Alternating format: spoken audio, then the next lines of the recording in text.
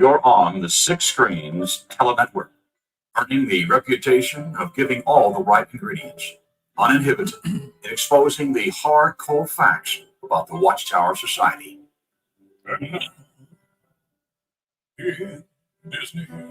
Well, there you all are, and so exciting to see so many people coming into the Six Screens. Well, welcome in, everyone. My name's Rick Farron, and we're so glad that we can do this program every Saturday night, and every other Sunday we do programs too, exposing the Jehovah's Witnesses Watchtower organization.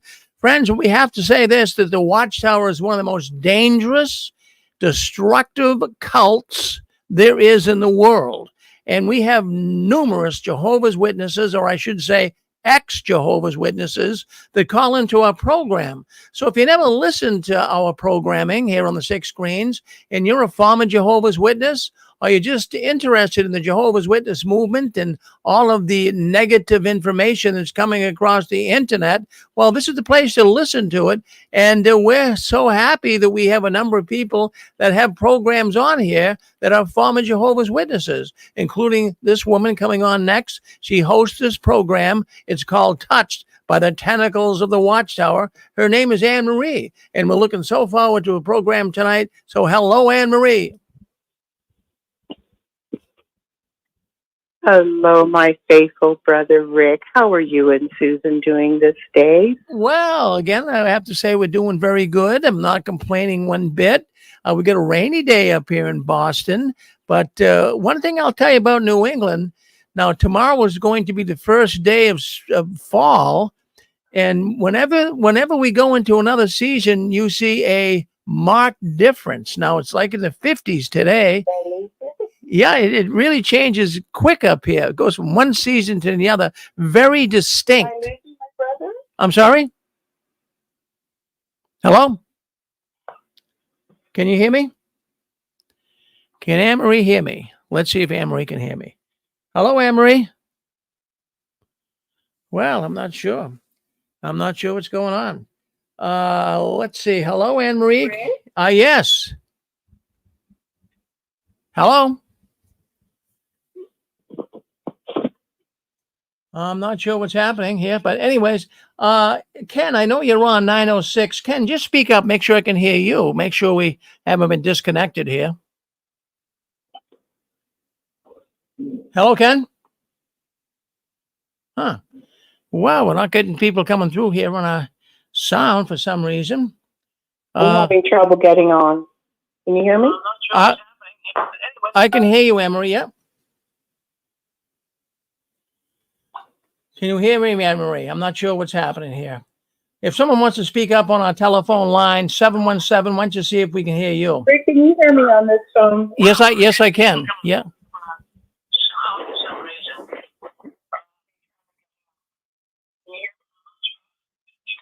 I can hear you, Anne-Marie. I'm not sure what's happening here. Can someone speak up? If you're on with me, why don't you speak up, 717? Is that you, John? Speak up. Huh.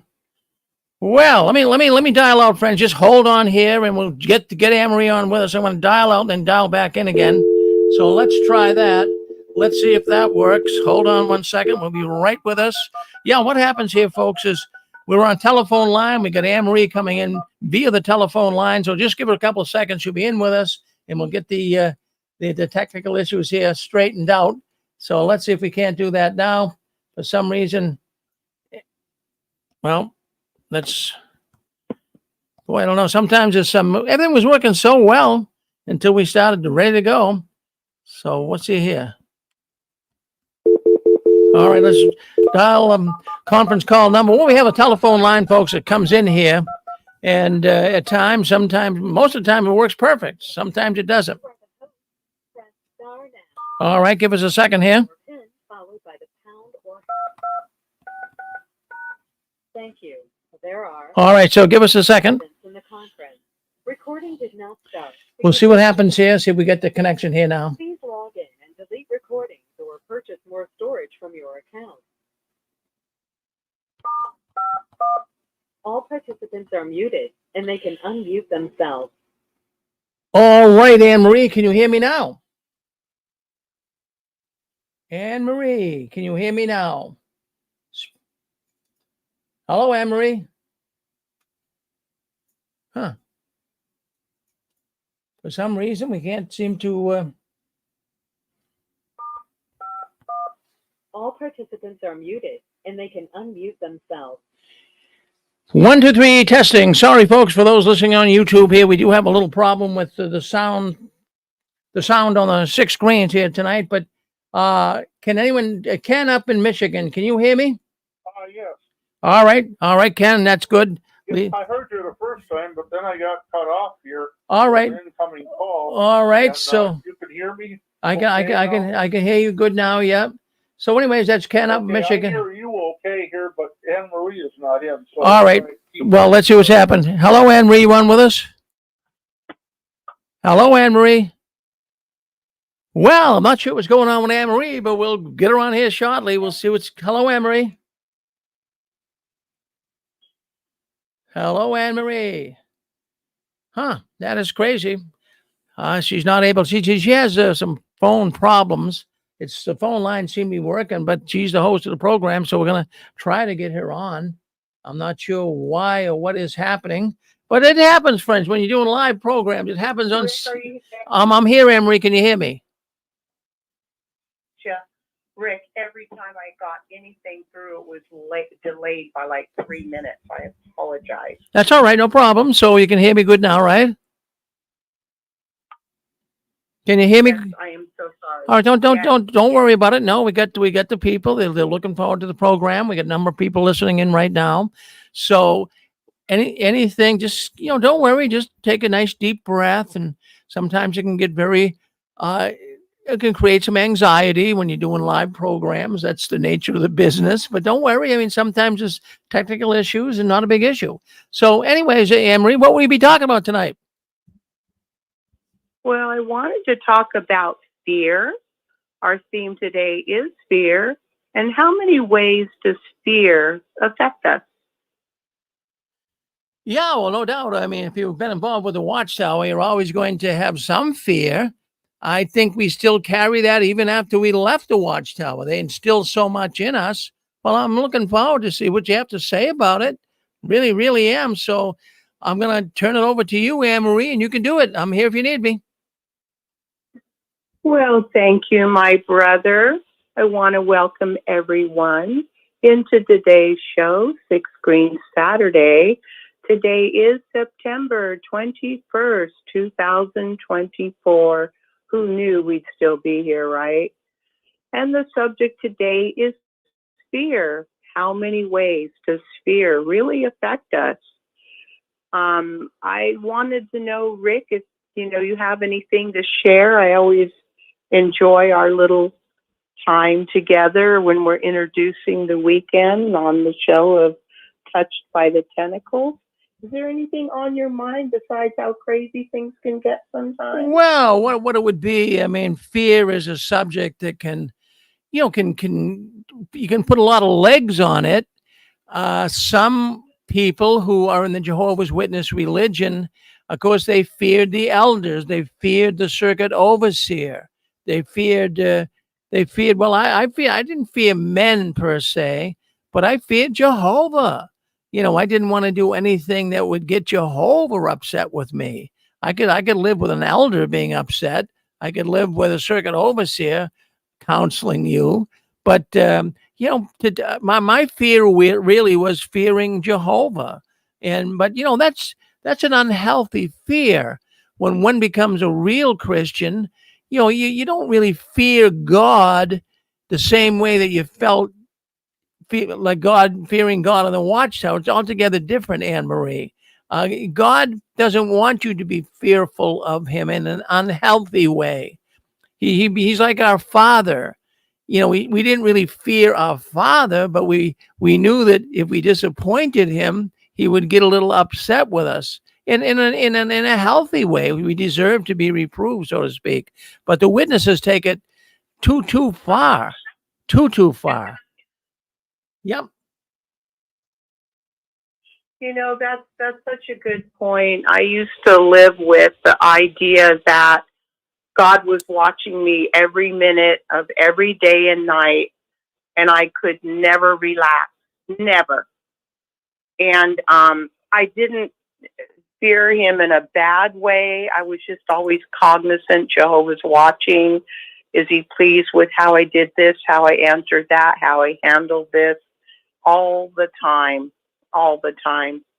So I want to thank you so much for being there, my brother, and always for your patience and for your support. I do want to. Did you have anything to add, my brother? You always have interesting Oh, comments. well, no, I'm right here, and I'm going to be listening, and I might poke my nose in once in a while and see what's going on, but I'm here if you need me. Well, you know, I love when you poke your nose in. Oh, thank you. Because you add so much. Well, thank you. You do. You do. Thank you, my brother, for always being there. So faithful. Well, again, I want to welcome everyone. Again, today is Six Screen Saturday, September 21st, 2024. The show's theme today is fear. But remember, my brothers and sisters listening, anytime you have a thought, you want to chime in, just please don't go off into your life story. We have a show for that. But, you know, give your comments and your take and ask your questions. This show is for you. But the theme today, again, is fear. How many ways does fear affect us? This is the first show of the weekend, Touched by the Tentacles. And we got to hear our beautiful brother Rick, who has faithfully held the Six Screens platform together for nearly 20 years. If you can imagine that, never missed a show. So I just want to reach out, even though you might get tired of hearing me say it. I want everyone to know that they are welcome.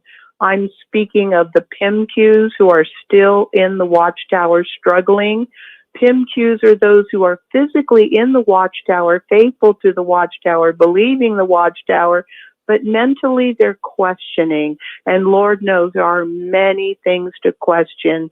You are the ones that are bothered by certain things that you just can't explain away, but you're trying to be faithful. And unfortunately, it's very hard for PIMQs, those who are mentally in the Watchtower, physically in the Watchtower, but mentally questioning, because part of the Watchtower's programming is that if you start to question the Watchtower, if you start to question any teaching, if you, oh God forbid, question the governing body, it's ingrained in your programming that you are questioning Jehovah, and that maybe you have allowed Satan's trying to take over your mind. That's scary. I also want to welcome our dear PIMQs. Those are the ones that are physically in the Watchtower, but mentally they are out. Mentally they know, because they've studied, they've done the research. They can no longer be fooled by any of the hypocrisy, any of the lying, manipulative propaganda that Watchtower keeps feeding the rank and file. And it's so hard for you too, my brothers and sisters, because you feel like you have to stay in the organization so you don't lose your husband, you don't lose your wife, you don't lose your children, your mom, your friends, your grandparents, your whole family. Also, I want you all to know, listening, if you're listening now, this is live. You can call in at any time. Just hit *6 and say what you want to say, because this is a safe place, and anything you have to share, anything you want to say, any comment, any question, we are here for you. We understand. So anyway, again, as always, I need you to know this show is for you. Our theme today, again, is fear. You know, the more you think about the word fear, the more you realize there is to know about what fear really is. Somebody said there's an acronym for fear. Maybe we should consider that first. Fear is false evidence appearing real. And that makes sense, because I always picture my life in the Watchtower. I was always afraid. I was afraid of losing my standing. I was afraid of not being approved of. I was afraid of I was always afraid of being called in the back room, because I got called in the back room for the stupidest stuff. So fear as an acronym is false evidence appearing real. And I believed that I had reason to be in fear. I believed that if I wasn't this or that Jehovah wasn't pleased with me.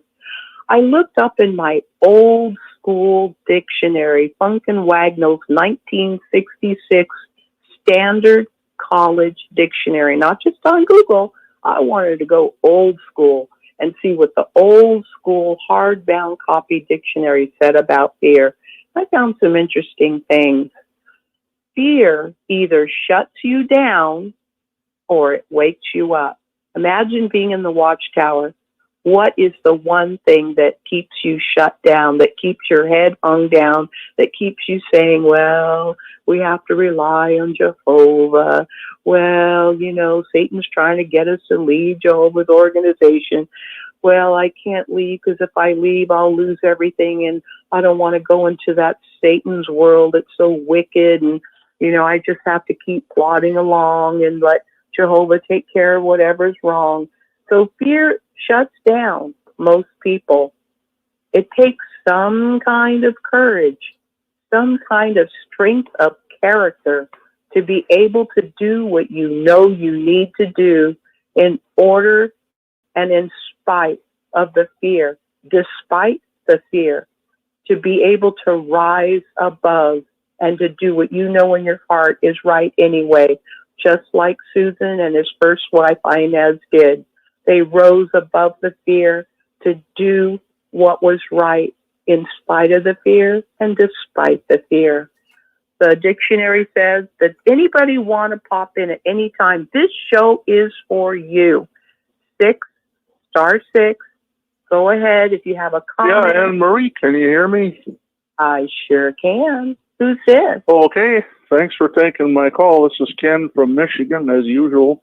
I got a hold of Jay about a couple weeks ago, and he's still holding his own. I haven't been able to get him since, so I did call his phone tonight and leave him a message that you would be on tonight, so we'll see what happens.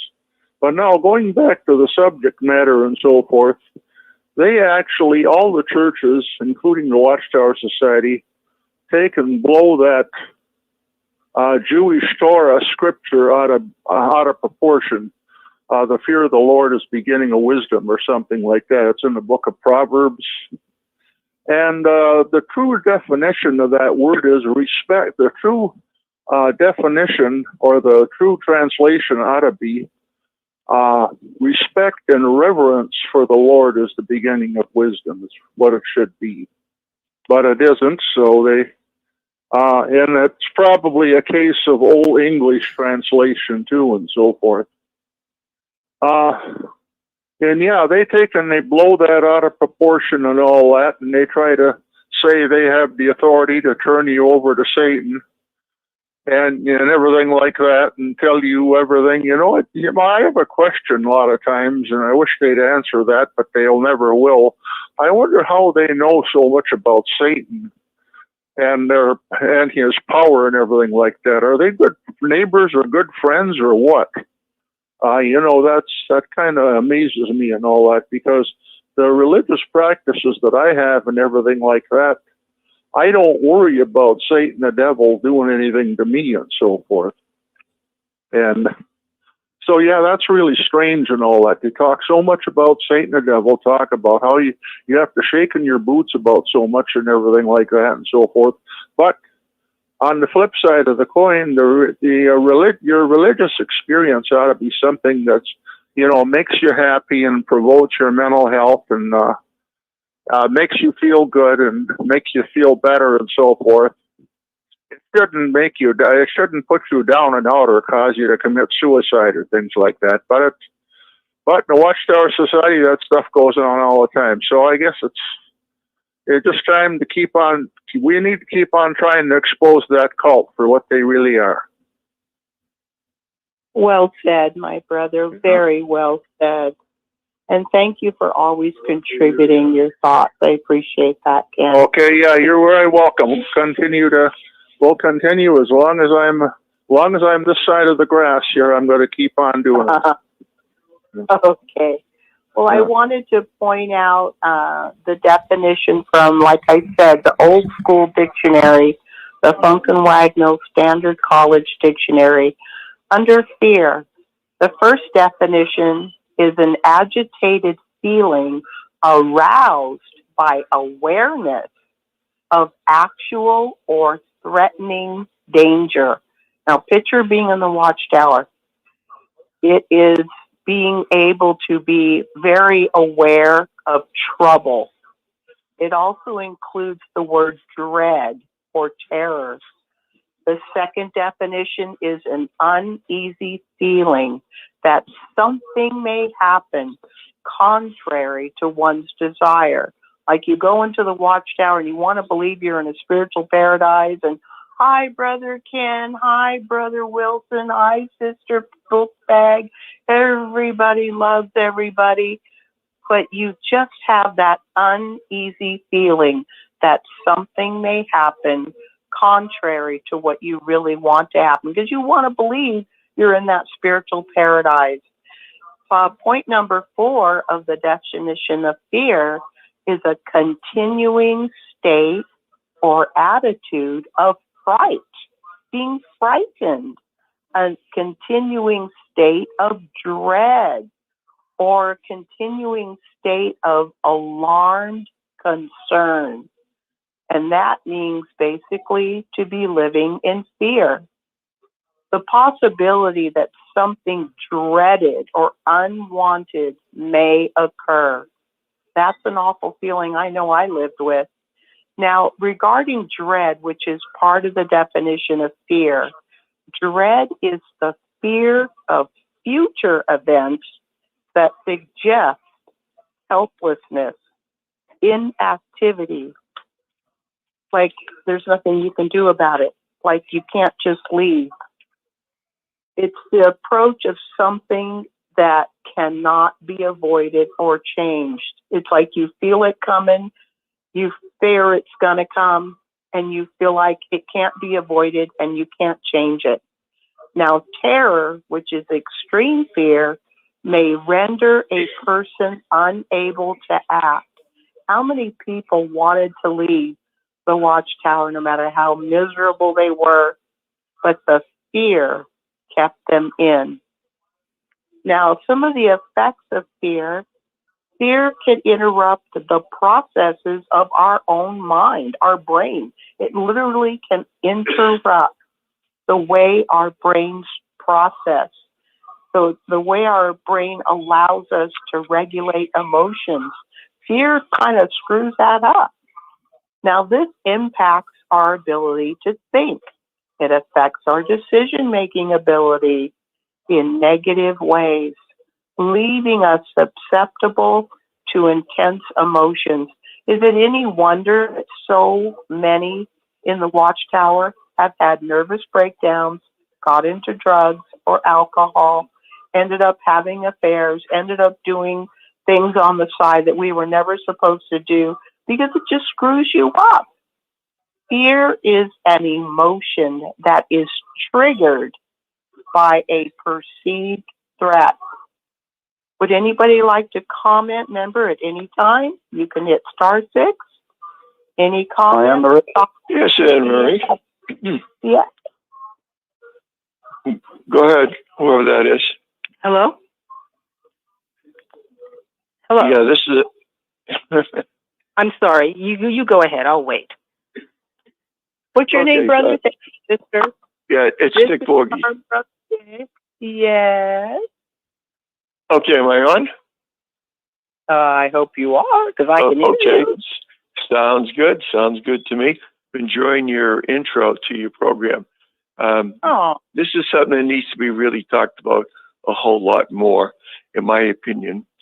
I will tell you this, that the Bible says 365 times in the Bible, do not fear. It's easy to remember because it's 365 days in the year.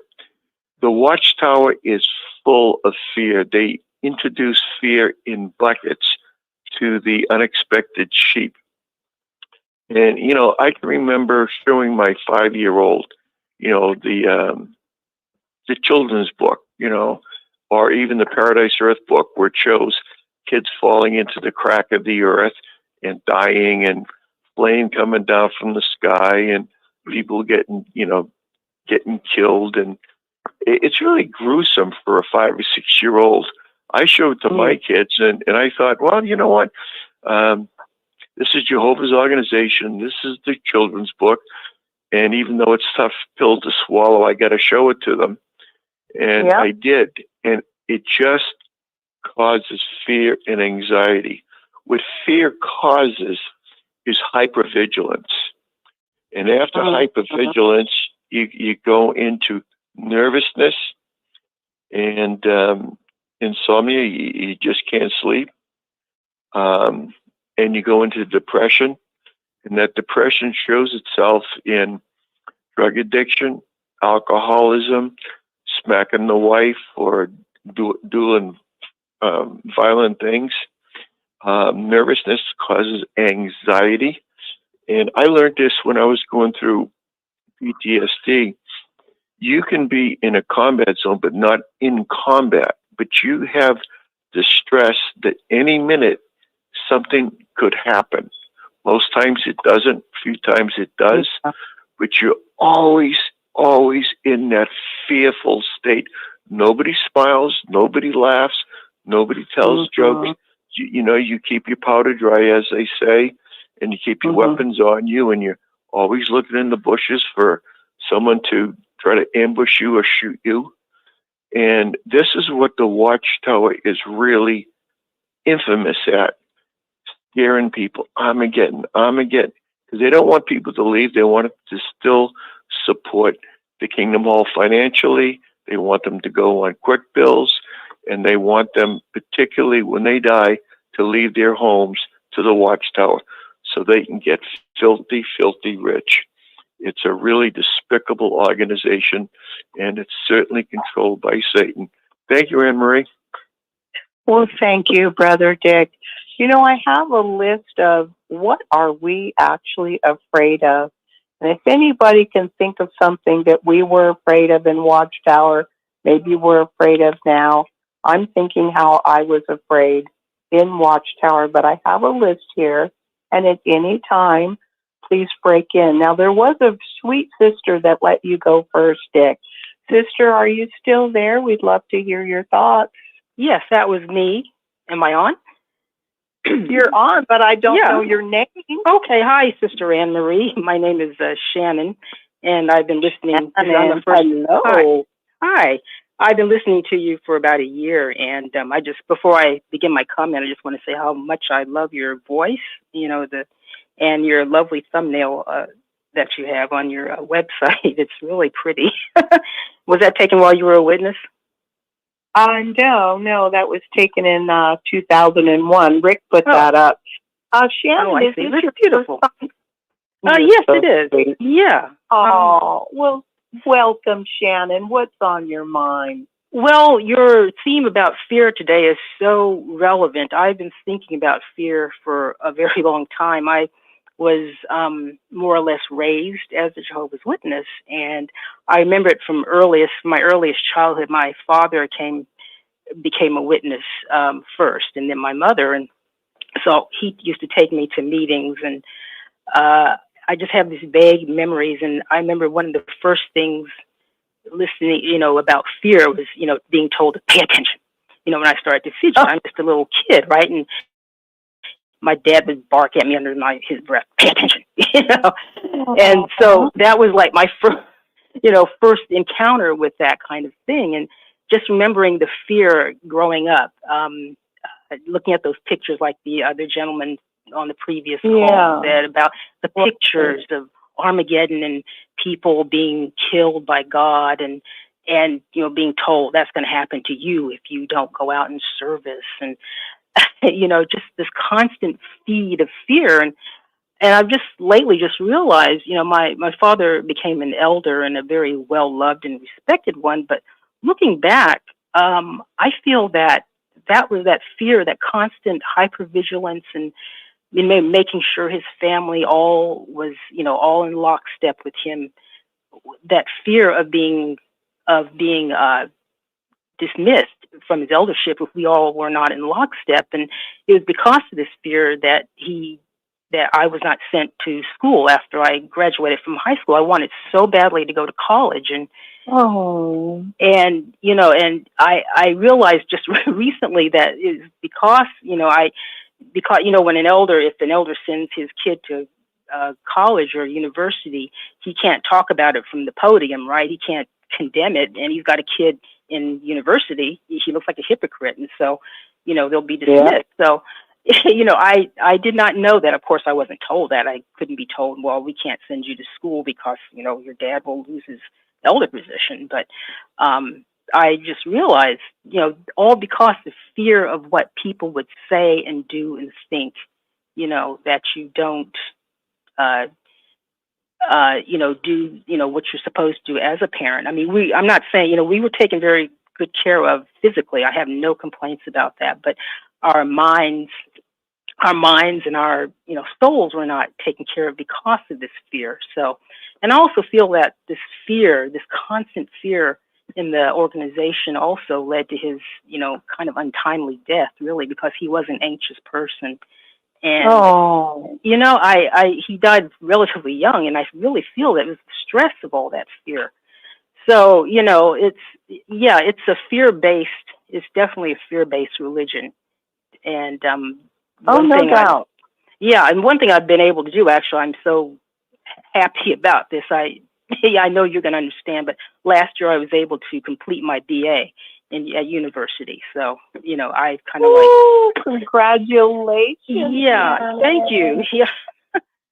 Yeah. It's nice to go beyond that, to kind of conquer that. So anyway, that's all I wanted to share about, how fear-based this organization is and the harm that it does, not only to, families, but, to the people who are tasked with running things in the hall. Some of the elders just are not built for that. I mean, they just can't handle it very well. So yeah, that was all I wanted to say. Well, I really appreciate your thoughts, and Shannon, I hope you stick with us. And if you have any other thoughts or comments, okay, thank you. I certainly will. Oh, thank you. Hi. I wanted to get. Yeah. Henry. Yeah. Hi, this is Stephen. Hold on, Stephen. Hold on 1 second. We do have a fella coming in from the United Kingdom. I believe it's Roland. Hold on. He was a little before you, Steph. Just hold on. Come on. Say hello. I think it's Roland. Hi. How are you doing? It is Roland. You're right. Doing good, Roland. Hey, can you hear me? Yeah, I can hear you, Roland. Yeah, go ahead. What do you have to say to Anne-Marie, Roland? Yeah, hi. It's been a while since I've been in, but I've been listening with interest to your program tonight. And I was just thinking, I was trying to think of any other religion that was based so much on fear as the Jehovah's Witnesses, because it starts right from the moment they come to your door. Even if you're not involved with them, they point out the fear in the world, the crime, the wars, and all the evil. They don't point out any good stuff. It's all fear based. They point out that if you're not with them come Armageddon, you're going to burn like a hot dog. Again, it's fear. The minute you're in there, you're fearful of being different to them. Like putting on a suit and tie. I mean, I went in a shirt and trousers for my first. And tidy and smart, but not a tie and jacket. Then I was fearful of not blending in and not sort of being sort of looked at as different. So then it quickly made me do that. You're always in fear of something with them. You're in fear of losing your family if particularly if you're young and you've decided that it's not for you. You're fearful of that. You're fearful of saying anything about any of the elders or something. If somebody's upset you, you're fearful of saying anything because, you're murmuring. The whole thing is just completely based on fear. And there's no wonder so many turn to drink because you've got to drown that out somehow. And I can quite, it didn't turn me to drink, but I can understand how it would. I could have easily done, and sometimes I was extremely tempted when they really stressed me out, you know, and I'm just so pleased to be out there because the fear's gone now, you know, and in my own church, it's just absolute, I'm just at complete peace. Things are working out really well. You know, I'm doing lots of ministry in various different things. I'm doing a course now to minister in deprived areas and to evangelize in deprived areas, to deal with drug issues, addiction issues, mental health issues. I work at Rosebery Park Psychiatric Hospital, which is near me, with the chaplaincy services. And, you know, you see the Lord at work and a lot more so than, you know, quickly so as well at times, you know, and you can see the Holy Spirit at work, and that just brings a peace that you're never going to have in the JWs. It's just, you know, it's true ministry. You see the Lord at work. I can cast all my anxieties onto him now. I couldn't do that up until a few months ago, really. But the Lord has brought that to me now, and I can just cast my anxieties. I could never do that as a Jehovah's Witness. I was always fearful of something. I was fearful of upsetting people. I was fearful of saying too much or not saying enough. There's always something. It is always something, and you're so right. Is there anything you wanted to add to that before we go back to Stefan? No. I just wanted to say hello, really, Anne-Marie. I've missed you, that's all. So. Well, I missed you just a little bit too, Roland, I have to admit. How are your girls? Yeah, they're both good, thank you. Yeah, both expecting babies again. So I'm going to have 5 grandchildren now. So yeah, it's keeping me busy. Congratulations, Roland. Well, thank you for popping in. It's a pleasure to hear from you. Stefan, are you still there, dear? Yes. So first of all, just wanted to say thank you for the program. Wanted to welcome the woman that just spoke. I believe her name was Shannon. So welcome to the community.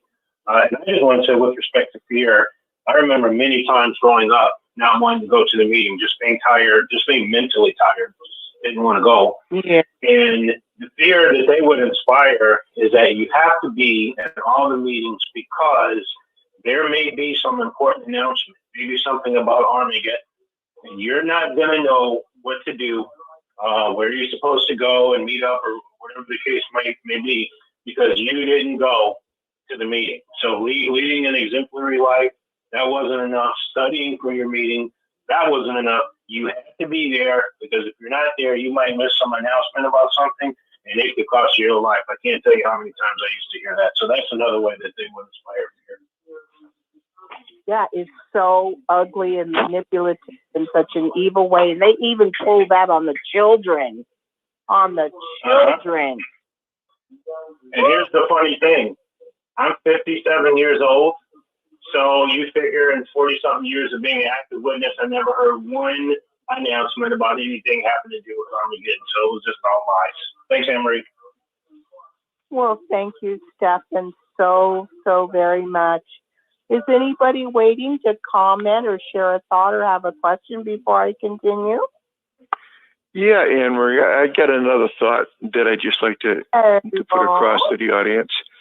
There's a term, it's a psychological term. It's called psychosomatic. What that means is if you're stressed out and you're worrying about something, that it affects every single bone in your body, every single organ in your body is affected. And people that live under duress for a long period of time, it's a medical fact, they have shorter lives, much shorter lives. And again, that's called psychosomatic. It's also a part of PTSD, post-traumatic stress disorder. And if you've been a JW for 10 or 20 years, maybe even longer, and you've had this Armageddon threat over your head, what you need to do, in my opinion again, is you need to get professional help, not from the elders, because they'll disfellowship you. Get professional help and pray very, very hard to have that monkey taken off your back. And if you pray diligently, through Jesus Christ. The Bible says, prayer moves mountains. You'll get that monkey off your back, and you'll have a much happier life. Thank you, Anne Marie. Well, Dick, thank you so much for bringing that up. It's amazing how many ex-Jehovah's Witnesses who have gone to counseling have been diagnosed with PTSD. And I appreciate what you said, and I agree with everything you said. Would anybody else like to comment before I continue? Star 6. Hi, hello, Anne Marie. Well, hello. Oh, yeah. Well, another thing too about their belief system and everything like that. Their Jewish Torah, in the Book of Psalms, it says that God is the shepherd, and you should fear no evil, etc., etc. But the Watchtower teaches you to be afraid of God and every time and all that, afraid that God is going to kill you, afraid that, I don't know, he's going to kill your family. I don't know what all they teach on all there, but it's just nonsense, total and absolute insanity, of course. And then there's another book of Psalms in Psalm 119. The psalmist there talks about how he loves to be under the protection of God and all that, and says in his prayer there, he says, don't ever let me get out of your circle. He wants to be under God's circle all the time, and so forth. Watchtower Society never teaches you that. I don't think they ever read Psalm 119. I don't think they ever read Psalm 23 either. I think they just read what they want to read and try to interpret things what they want to. No introduction needed there. So, I mean, it's really preposterous. They teach people to be shaken in their boots and be in dread and fear all the time. So true. Yeah, that's True. Is there anything you would like to add to that, Ken? no, just comment on those on the Jewish Torah issue there, and what it really says, and what the Watchtower Society teaches just the opposite. So, okay, we'll keep listening and hope there's another caller coming in, or whatever.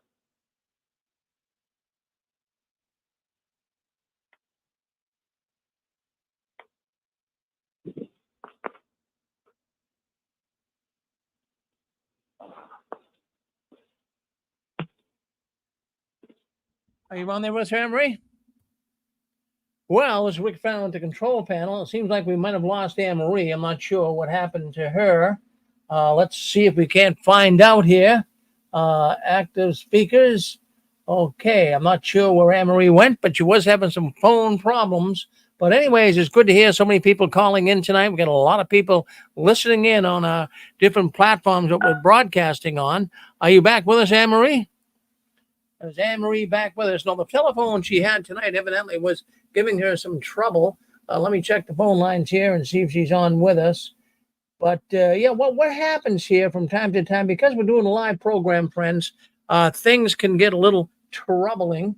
But I just want to make sure that there are others that can call in. So I'm going to see if anyone out there would like to just speak up and say hello, just to make sure that all of our... yes, is that you, Eric? Yep.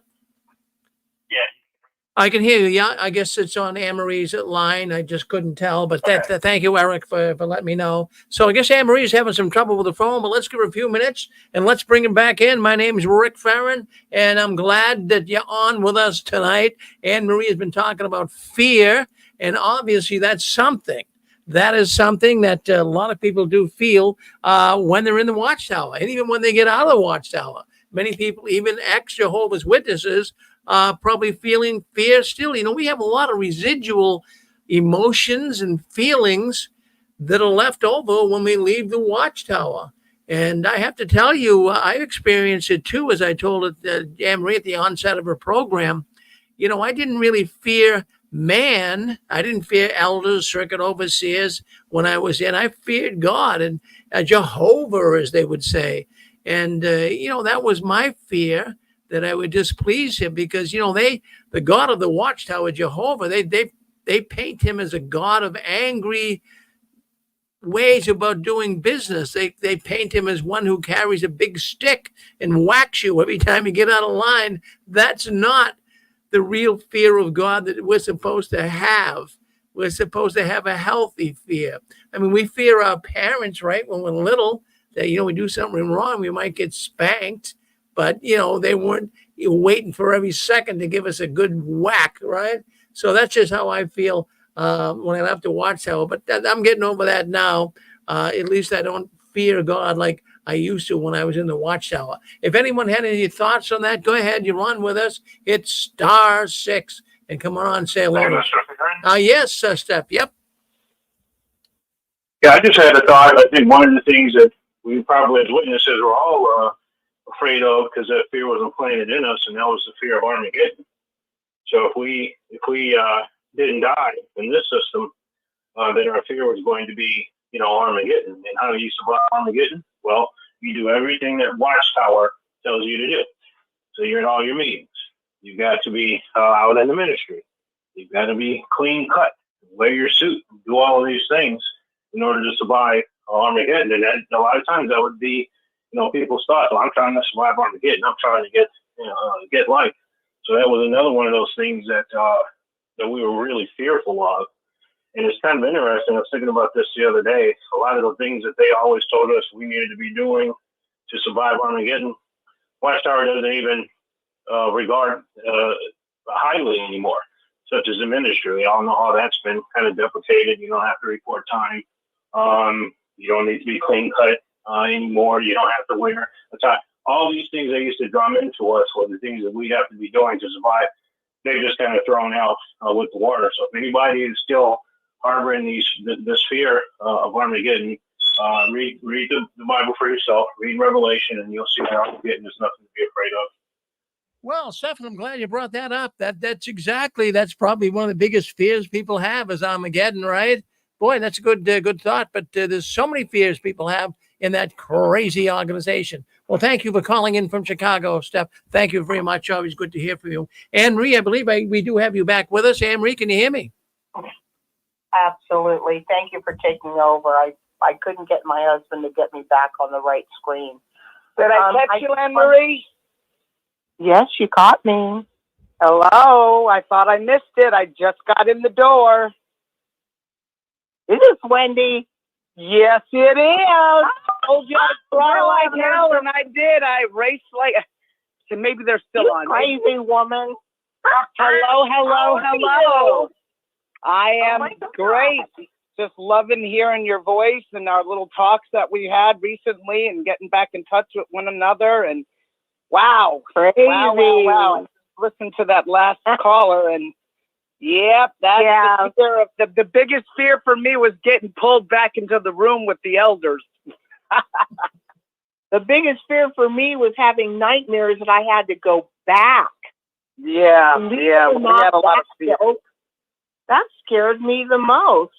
Well, Armageddon. Go ahead.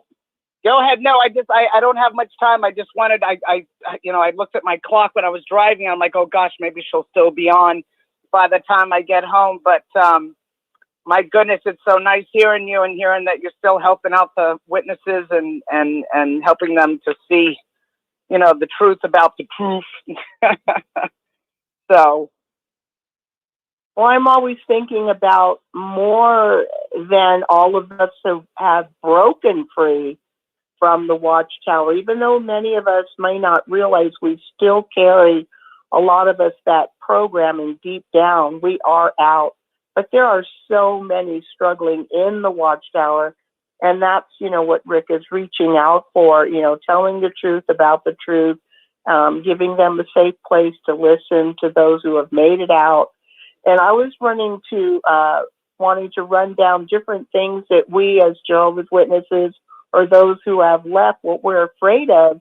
One of the things is fear of loss of being loved, fear of the loss of being accepted, fear of the loss of not being part of the clan, the group, the club, the congregation, fear of losing our family, our children, our spouse, our parents, the fear of being cast out, fear of being alone friendless.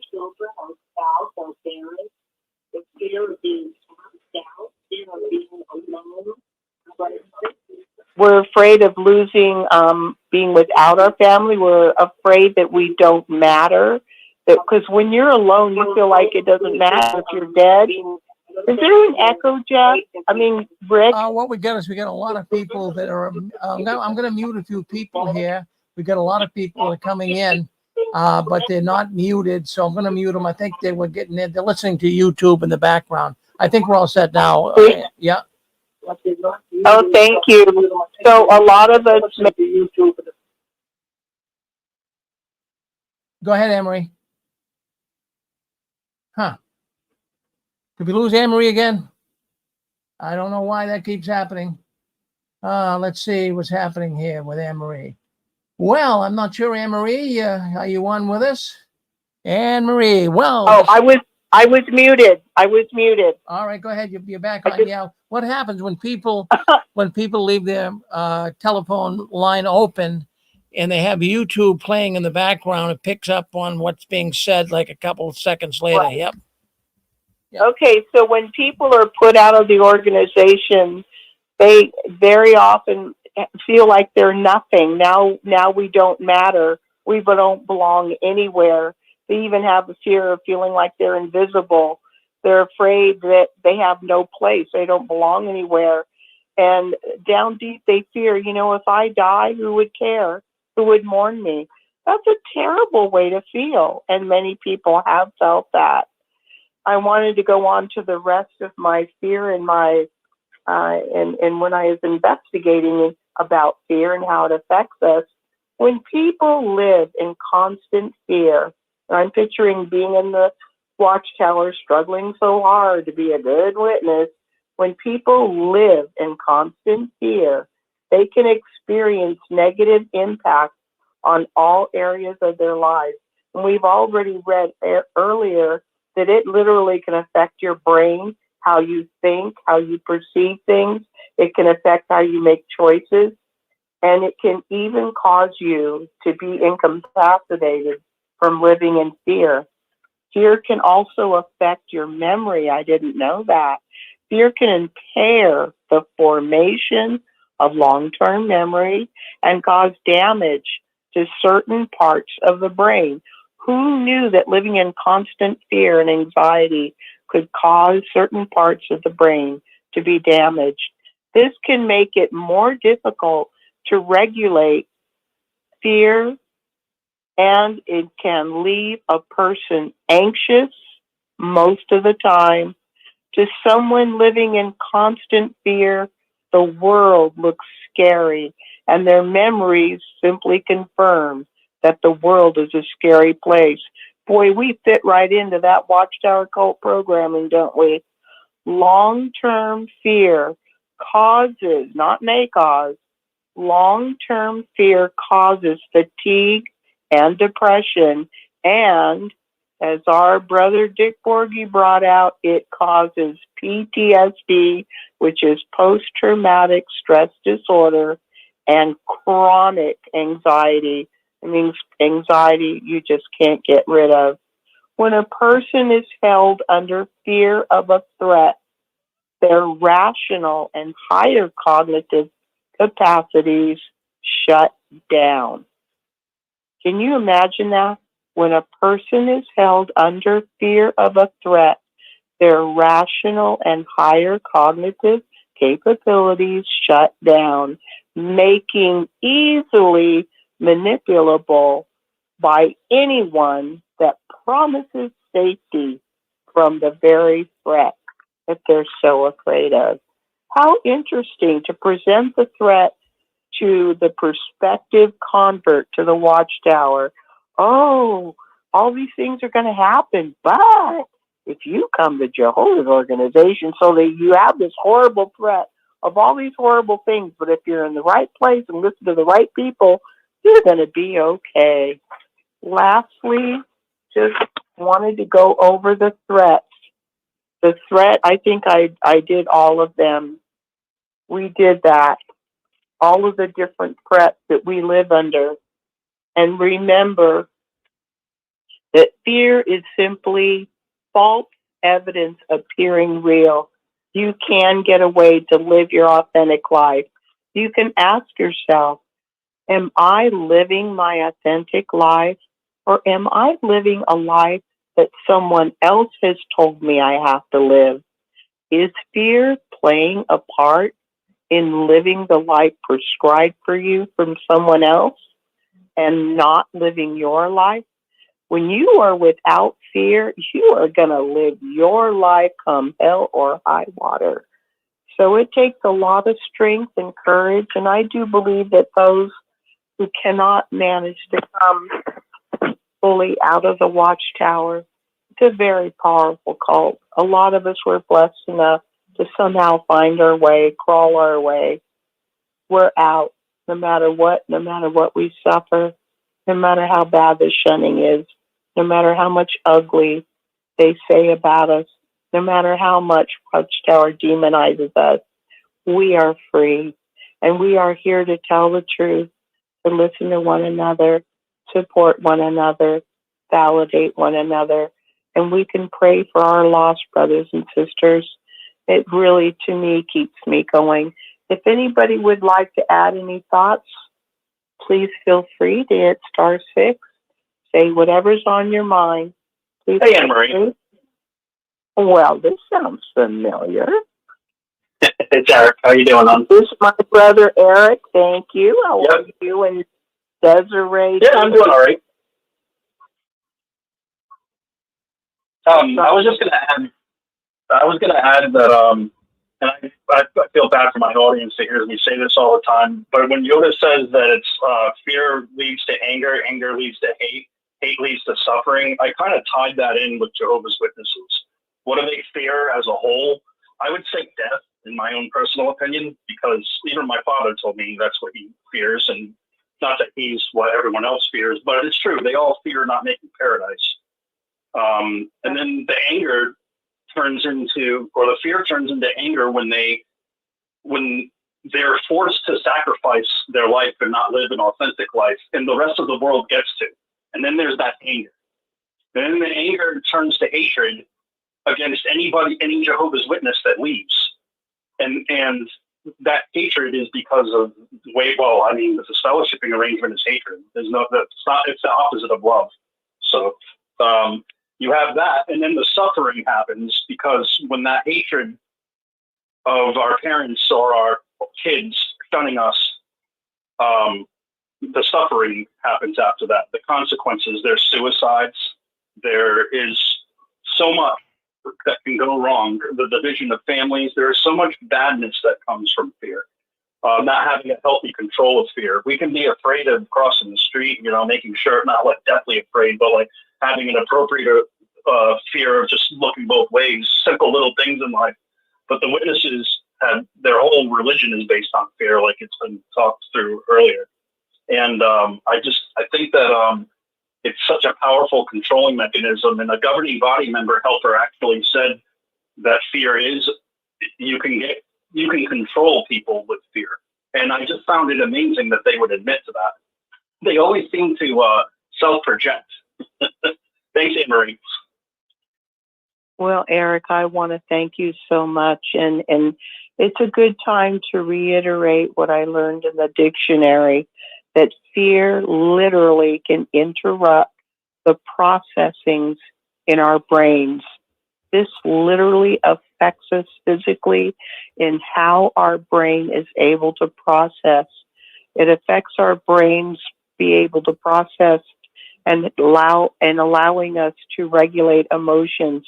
So if our brain, the way it's created, allows us to regulate emotions, fear interrupts this process, and this will impact our thinking and our decision making and our ability to make decisions. It affects us in negative ways, leaving us more susceptible, very susceptible, in fact, to intense emotion. We're just getting screwed up. One screw up leads to worse, and we're so messed up. And that's why so many have to get really good quality counseling. And we have to get rid of shame guilt and fear and stop beating ourselves up all the time. This is a good show. Does anybody want to add to what Eric said? Eric, do you have anything to add to your point?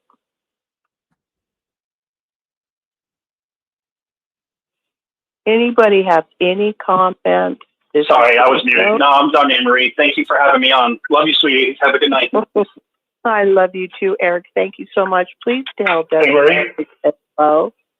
Yeah. I will. I'll send your love to her. Thank you, hon. Thank you.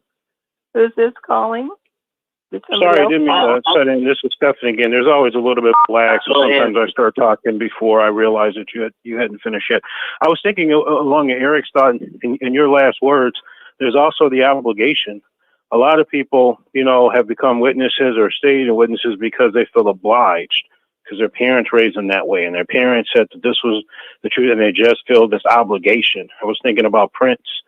And he was asked why he became a Jehovah's Witness, and I believe he said that on his mother's deathbed, her last words were for him to, get into the quote-unquote truth. And that was really, the reason why he did it. So along with the fear, there's also the guilt and then the obligation. So much pressure from so many ways. Listen, I wanted to give a little tiny shout out. Okay, 2 shout outs. One, especially in regard to our new caller, Shannon, there is an hour on Six Screen Saturday, which is tomorrow, that Rick sets aside specially for those who, feel like they kind of want to share a bit about themselves, a bit about their story in the Watchtower. For all of us, even though we experience many of the same things, we all really had our own story. Anybody want to come in on tomorrow? We are on 11 o'clock Pacific time in the morning and 2 o'clock on New York time tomorrow, and then Sunday, September 22nd tomorrow. If anybody has any comments now, that would be great. The other comment I have is there is a book called The Armageddon Cult, and it is an amazing book written by an ex-presiding overseer, and he not only tells the story of what he knows, kind of like a Ray Franz thing, but a little more modern, but he also has many, many Xerox copies of proof of what he's saying. And I have found someone that said that they do have several copies of The Armageddon Cult. It is a very hard book to get. The first book I got, it is so torn up and falling apart because I couldn't put it down. It's the kind of book where you just open it to any page, start reading, and you can't put it down. It is that good. So if anybody's interested, you can let me know or let Rick know. I just want you guys to know that book is available. Any other callers? We're going to end the show pretty quick. Anybody want to Marie? speak? Well, hello. Who's this? It's Nicole. Hello, Nicole. I think you're on number 3 now. Yes, I am. Okay, so I'm interested. I'm interested in that book that you just mentioned, and if there's a way for me to get my hands on that book, that would be great. And I just want to add a little bit on the fear that I experienced being in the organization. And as everyone mentioned today, fear of dying at Armageddon was the biggest one for me, not for myself so much, but for my family who did not accept the truth, who did not take the truth. And because I had so many friends had their family coming in, and then I was told that I'm not being what Ezekiel describes as the person who goes to sound the warning. If he doesn't sound the warning, then because my family is not coming into the so-called truth, then when they die, my blood will be answered back because I allowed them to die. So that created a fear in me for over over 20 years. It created that fear in me. Oh, I'm so sorry. Yeah. Yeah, but I'm over it now. I'm over it now. I'm over having that type of fear. Do me a favor, if you would write Rick at jwworldnews@gmail.com. Okay. And just put, Anne Marie, and put in the subject line, your address that you want, so I can know your address to send you the book. I will. Thank you so very much. Okay? Okay. I am so glad you called in. What's that? Thank you. Well, thank you, my dear one. Anything else you want to add to that? No. What I want to add, I think I'll leave it for when it's on Sunday, when you have to tell your life story being in the Watchtower. That's when I'll add all what I want to add on that. Oh, okay. What time frame are you in? What time zone? Eastern Standard Time, New York time. So you're on New York time? Okay, so that would be 2:00 your time. Okay. Okay? Yeah. Well, thank you. I'll look forward to talking to you. That'll give you more time to say in your own way whatever you want to say. Yes, it will. Well, I'll be right here with you the whole way, Nicole. Okay? Thank you. Well, thank you. Is there anyone who wants to add a last thought?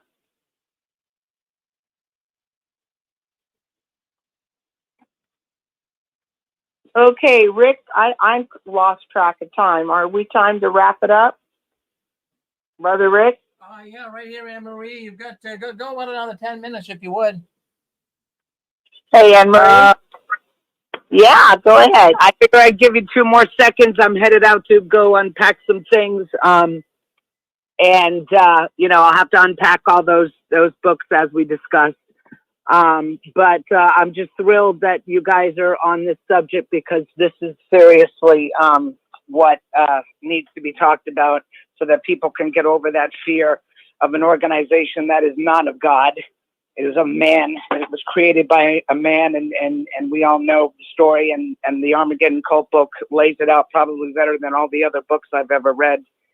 So, but it was nice talking to you. I will get back with you and keep you posted. And I'll speak to you during the week. Thank you so much. Okay. Wendy, thank you so much. Yeah. Yes. No, thank you for calling me and getting in touch with me. Love you dearly. Thank you. I love you dearly, too. I'm glad you called in. All righty. I'll talk to you. Is there anyone else who would like to speak? We have about 9 minutes. Okay. Oh, my goodness. Is this Dallas? Absolutely. I need to tell you that why is this fear-based? It's all because it's a cult by Satan, the devil himself. That's why. Is that a fact? Absolutely. How's everything going with you, Dallas? Been looking for this, but of course, just speak my mind, and it's a great place we can go to vent our grievances. Yeah, there's no other way. I can't even imagine any other platform that offers what Rick's platform offers. We're all together. He is one of the original pioneers of this concept. Well, yeah. Someone talking. Still. Okay. Is there a lady trying to speak? Hello. Yes. What's this? Hi, Anne Marie. It's Fran, and Joe's here too. Oh, how hi, are you? Fran. Thank you, Dallas. Thank you, Dallas. Hi, Fran. What's on your mind? I haven't heard you in a while. I know. Well, let's see. You were talking about fear. And the fear that we felt was for our children, so we placed that fear on them. Aw. And unfortunately, it worked. Yeah, it was a tragic mistake. We totally regret that. I don't know if they'll ever get over it. I don't know if they'll ever come to their senses. But, right now, all 4 of them are still Jehovah's Witnesses. They're in their late 30s, early 40s. But we don't know. We have no idea. But that's what our fear was, and we put it onto our children. So anyway, no, there is no fear though. I mean, we have no fear now. They were all lies. They taught lies. They said it was the truth, but it really was all lies. But I'm sure so many have been through that. They say about Satan's ministers, no wonder Satan's ministers keep turning themselves into an angel of light. I don't know if that's 2 Corinthians or what. Yep.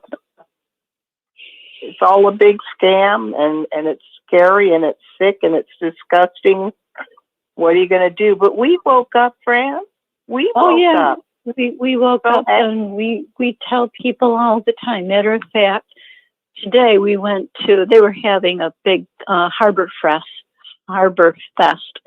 where we live, and we went down there, and they had music, and they had a car show, and food trucks and everything. And we were just walking around, and there was this one man, and he had a shirt on, and it said, what exactly, do you remember what it said, Joe? It said something about pedophiles, like, they don't tolerate, what is it? The dead pedophiles don't repeat. Oh yeah, dead pedophiles don't repeat. And he had young children and his wife. So we went up to him and we said, we appreciate your shirt. And we told them, we were Jehovah's Witnesses, and we found out they were hiding pedophiles. And so we had a nice conversation with him and gave him one of our cards that we always hand out. But that's what we do. We warn people, and we support people that have left, because like they were saying earlier, there's so much PTSD and so much stress and so much sickness from it. Especially the importance of doing something you like. Yeah. Here. Hi, this is Joe. Hi, Joe. Thank you for coming on. Wow, thank you for addressing what you are, Larry. One of the things that fear is perpetuated through the things we repeat in our minds that we say. And we need to say the things that make us feel strong. See, whereas good point. Yeah. Any other group, they drill into our minds thoughts that we repeat. Well, if we make a conscious effort to not repeat those things, catch ourselves, say, oh, I'm saying that, what they want me to again, to say something else that makes you feel strong. Right. And that's what we need to do for ourselves. And so that's the biggest lesson from this whole organization. We don't need to take direction from other men. We need or to have take permission. Right, exactly. We give ourselves permission, and we take on, we know it makes us feel strong. We sense it within ourselves, and that's something that we have to, basically keep administering to ourselves. We are our best ally. And when we hear others too, we hear others say things that, that sounds strong. That sounds, I like that. We need to take those things out. It's just readdressing, reformatting our minds. We can do it. We can do it. You know what? That is so well said, Joe. I'm so glad you came on and said it. I really appreciate that. You guys are great. Oh, dear. We do everything we can to overcome whatever negative effects that we took on. because I'm truly so ashamed of myself for what we did. But so at this point, it's like I better do something to make up for that. And there's so much help. There truly is so much good help out there. Individuals that that know better, and they're people, they're friends, they're people that are wise out there. The world is filled with people that love each other, and those are the only ones we're listening to and looking for. And we find them. We find them in this book. We find them. They and frankly, they find us just like they find you. The Watchtower is so bogus. Everything they say is absolutely a fraud, and we're getting over it. I think Maya Angelou said it best. It always rings in the back of my mind. She said, when you know better, you do better. To take away any thought of shame or guilt or I shouldn't have done that or I have so much regret. She just says calmly, hey, when you know better, you do better. Well, don't sweat it. That's right. But the key there is we are responsible to find out better. In other words, you can't leave it up to someone else. See, we made the mistake of saying, the Watchtower, all we need to do is listen to them because they know better. And oh boy, now our lives are going to be so easy because all we have to do is listen to them. And no, it's a lie. We are responsible for ourselves. We're not dogs. We're humans. Dogs aren't responsible for themselves, but we're humans. And unfortunately, I believe we behaved more like animals. They wanted us to be sheep, and I'm not a sheep. You're not a sheep. You're human. And humans are beautiful and quite capable of learning. We need to learn. I'm going to say one last thing, and it was from the Bible. It's, my people will suffer for lack of knowledge. And that is so true. So true. Yeah. And the converse, the opposite of that is we will benefit from good sayings, good words, true words, knowledge. It's out there. It's there. Yeah. So true. We're about to wrap up the show. Is there anything you wanted to add to that, Joe or Fran? Thank you so much. That's what I say. Anne-Marie, what was the name of that book you were just talking about? The Armageddon Cult. Okay. I haven't read that one yet. Okay. Armageddon Cult. It'll blow your mind. Okay. Like I said, it's the kind of book you just open up any page and just start to read at any part of the page, and you can't put it down. Okay, sounds good. Thank you, Anne-Marie. Thank you. All right. No worries. I love you too. I'm so glad you all called in. Well, everyone, unless somebody has one final real quick thought, star 6, if you have a quick thought, go ahead. Who's this? Okay. Oh, me Dallas. Again. And you don't know. And me, and I was thinking that this organization, for some time, I wanted to go to, and I still want to go to war against it. Against what? That's the thoughts I have. I want to go to war again. In my mind, but it takes, thank God he protects me from has lately from physically going to war against it. Sometimes that's my thoughts at times. I understand, Dallas. Is there anything you wanted to wrap up? We're over time. Okay. And sometime I've been thinking about putting in that resignation notice, but got to carefully plan as a last resort if I have. You got to do what you got to do, but do it in your own time, babe. Okay? Okay. Okay. I want to thank everyone for calling in. I love it when you guys call in.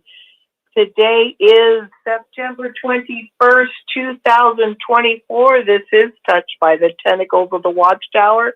Our theme today was the subject of fear and how it affects us. I really enjoyed the show and all the callers that came in. I want to thank Ken for calling in from Michigan, Dick Borgie, who brought out good thoughts as always, Shannon, first time caller. I hope I'm not hearing that noise. Stephen, who called in, Roland from the UK, haven't heard from him in a while. Lovely brother.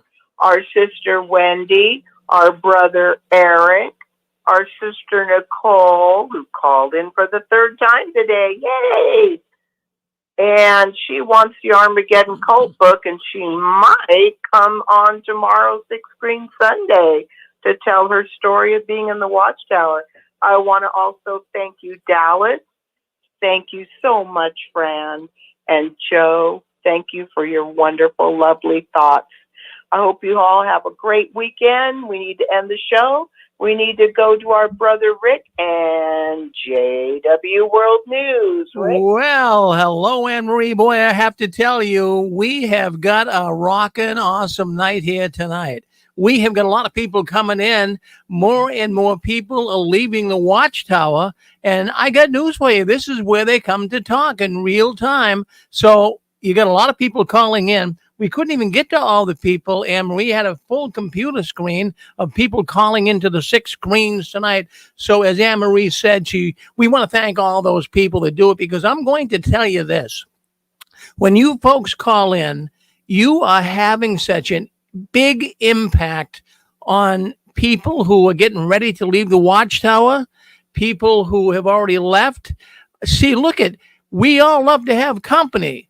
And if you have a person that's getting ready to leave the Watchtower, they want to know there's people out here that feel the same way they do. So that's why they listen in, and we really appreciate Anne-Marie. She's doing a good job. In fact, I have to tell you, folks, we have had 193 different unique programs here on the six screens in the last 20 years. Well, it'll be 20 years in January. But we've had 193 different programs, unique programs, for the most part done by former Jehovah's Witnesses. But Anne-Marie, I'm going to tell you, is a very professional person. She's a person that could make it big time into the radio TV business. She really could. She's got a good way with people, and we really appreciate her right here on the six screens. Well, listen, don't go anywhere. Don't go anywhere. We have got still a lot of programs coming up here tonight. We have got, coming up next is JW World News. I am so excited about the news tonight. I come across something in the Watchtower December issue that I really believe the Watchtower is going to change a major doctrine. I really believe this is going to happen. I mean, nobody knows for sure. These guys are all over the map. But there's something going on here that doesn't pass the smell test. We're going to tell you, don't want to miss this. This is going to be a major doctrinal change in the Watchtower. That's coming up next on JW World News. And then after the news, we go to Dick and Constance Borgie. Well, they're going to be coming in. They're former Jehovah's Witnesses, and we're looking forward to their program tonight. And then if you can't sleep tonight, and you're pacing the floor and you don't know what to do, well, we have that dynamic duo coming in from Arizona. That, of course, will be Gilbert Gonzalez and his brother Jesse. So they'll be coming on the six screens tonight, burning the midnight oil. So we're looking forward to that. Friends, we're going to disconnect this program here. I'm going to move over to the other studio, but don't go anywhere. Stay on this YouTube channel. Stay on the Facebook channel. Stay on our radio network. Thank you for listening in tonight to Touched by the Tentacles of the Watchtower.